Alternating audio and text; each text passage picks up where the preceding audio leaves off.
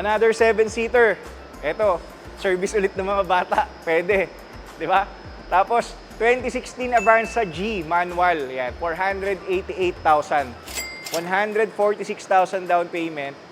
11,000 naman ang monthly mo for 4.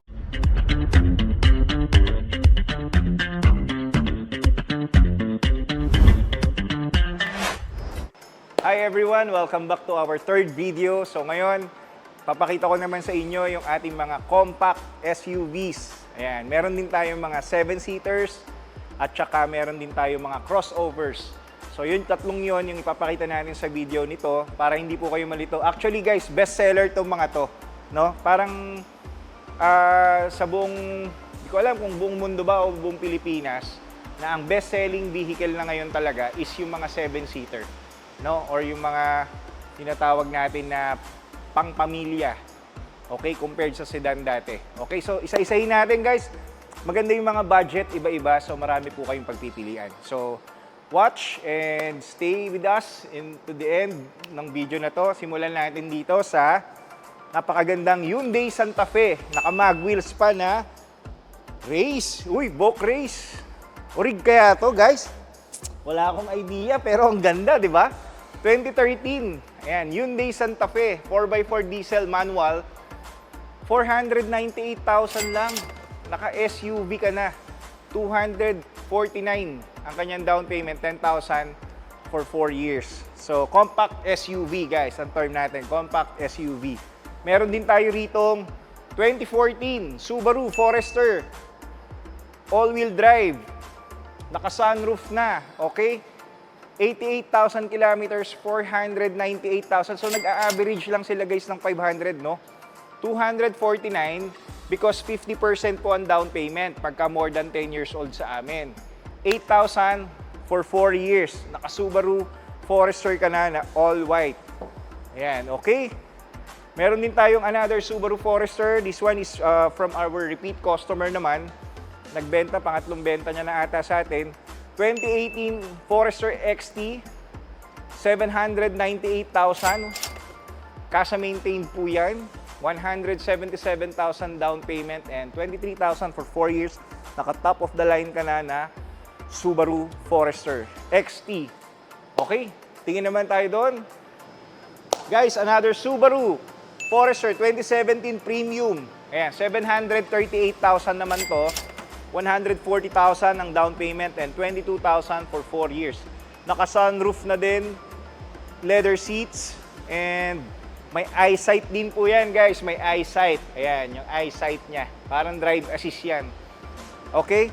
Tapos meron din tayong 7-seater for family use. 2019 Avanza E automatic, 44,000 kilometers, 648,000. 7-seater na to, pang pamilya. 125,000 down payment, 19,000 for 4 years. Pampamilya, school service din ng mga bata, no? Pasok na pasok. Meron din tayo ritong almost brand new naman, 2023. Ayan, Mitsubishi Expander GLX Automatic. 898 ang kanyang SRP, 165,000 for 4 years. 26,000 lang for 4 years. Sorry, 165 ang kanyang cash out. Next, another 7-seater. 2023. Ayan. We have here the 2023 Suzuki Ertiga Hybrid Manual. 738,000, 140,000 down payment and 22,000 for 4 years, guys. Hybrid, no? Ang hindi na lang tayo nagkakaroon dito, guys, is yung mga EVs talaga eh, no? Hopefully soon magkaroon din tayo ng EVs. Malaman natin kung ano ba yung market value ng mga EVs dito sa atin, no? Sa Pilipinas. Sooner or later, malalaman din natin yan. Okay? Next is we have this 2023 Ford Territory Titanium Plus. So this one is the top of the line ng Territory namin. 968,000, 136 for down payment, 28,000 for 4 years. Naka-sunroof na din. Laki ng sunroof nito, guys, oh. Ah. Ayan. Mamili na lang tayo. Marami tayong Territory ngayon na available, guys. Mga crossover. Crossover nga ba? Or I think crossover. So 2022, Territory Titanium Automatic. This one is from 818 798,000 na lang. Ayan, from 818, 798,000.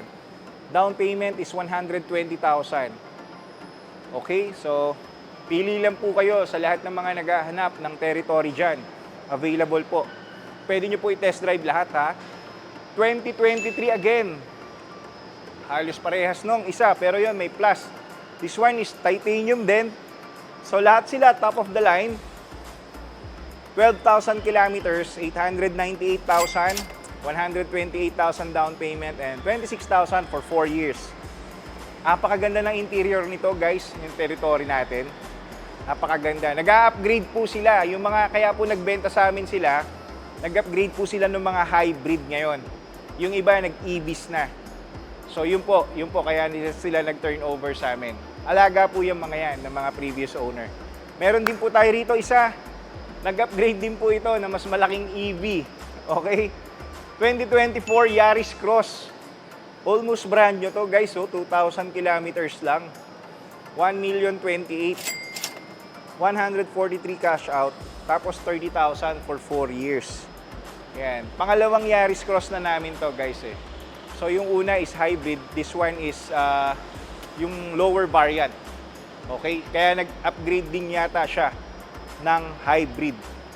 Next is another Subaru. Ayan, another Subaru.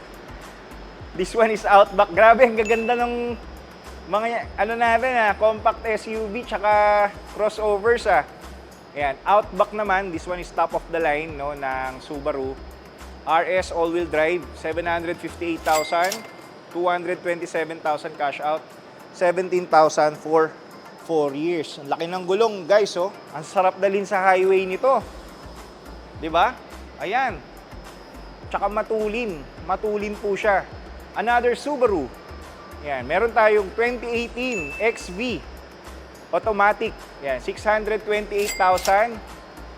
97,000 lang ang kanyang cash out.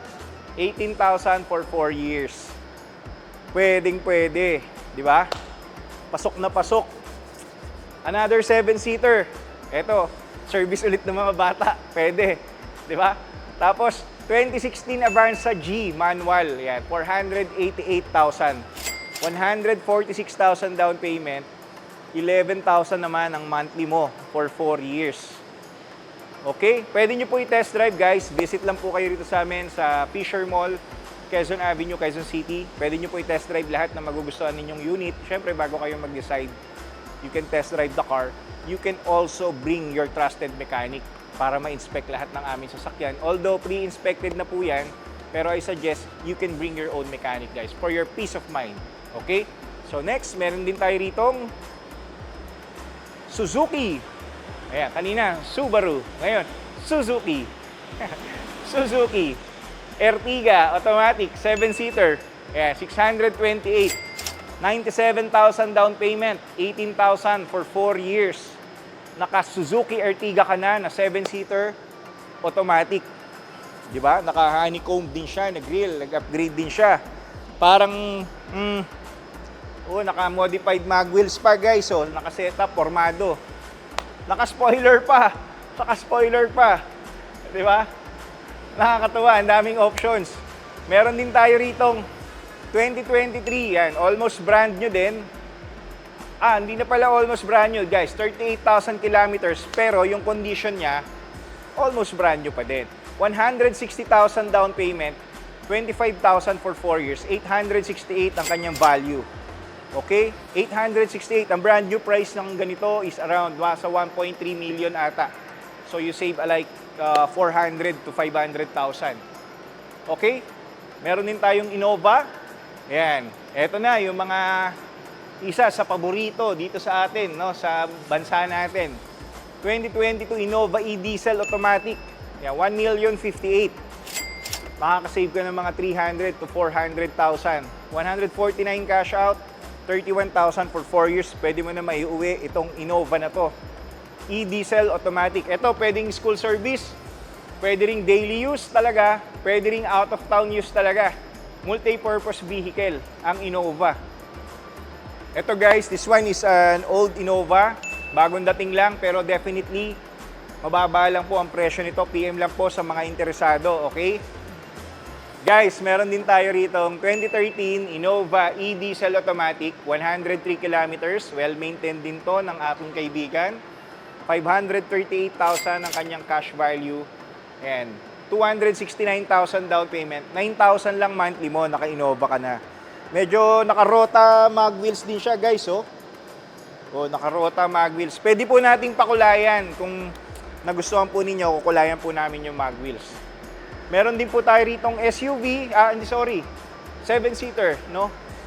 Suzuki LXL7 automatic hybrid. Hybrid po. Another hybrid na naman, 918. Ito guys, almost brand new, 962 kilometers lang. 'Di ba? Wala pang 1,000, guys. Swerte makakabili nito. Parang brand new talaga. Tapos meron din tayong compact SUV. This one is 2019 CX-9. Medyo napakaganda ng features nito. Ang ka-level nito is yung Pilot at saka ano pa ba? Outback na ba or something? Basta 2019 CX-9, 1.3,058,000. 180,000 cash out, 40,000 for 4 years, guys. Negotiable upon viewing. Ang previous owner po nito is a businessman, so well-maintained, very well-maintained po yung sasakyan. This one is Ascara. Ayan. 2023 Ascara Luxury Hybrid din. Ayan. 11,000 kilometers. We're selling this one for 998,000 only. Ang brand new price po nito, nung lumabas, 2 years ago, is 1.6 million. So this time, 998 na lang po. Ang brand new price nito dati is 1.6 million. Yan, okay? So guys, ayan, napakita ko na lahat sa inyo, mga SUV, 7-seater, at saka crossovers namin. And I hope may nagustuhan kayo. PM lang po sa lahat na interesado. You can always visit us here at Fisher Mall, Quezon Avenue, Quezon City. Okay, if you're from South, just take the Skyway, exit ka ng Quezon Ave. If you're from North, exit ka ng Quezon Ave. May kita nyo na yung Fisher Mall. Okay, so once again guys, thanks for watching. This is Lloyd of Fugarte Cars Manila. See you again. Bye-bye.